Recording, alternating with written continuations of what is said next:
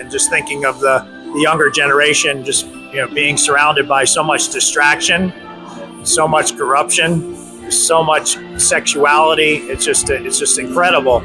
You can't turn on an app without something distracting you in a sinful thought, in a sinful way. So you really got to stay dialed in and stay prayerful, stay in the Word.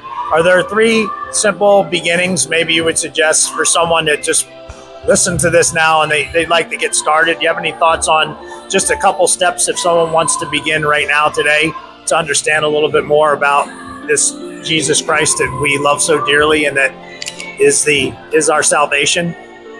Yeah, that first step of the confession and the repentance, and you talked about it, about consuming eye gates, ear gates, all that.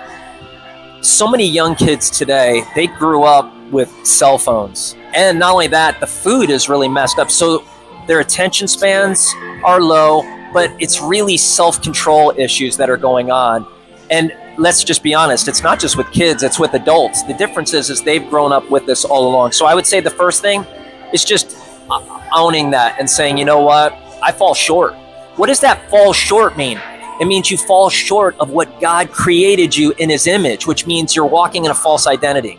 So you have to confess that, own it, and say, God, I'm not walking the way you created me. You've created me for something greater than me just going through life trying to appease my appetites and my cravings, to feed myself and that lack of self-control. That lack is turning to something else other than God and saying that's going to appease me and fill me, which it never will.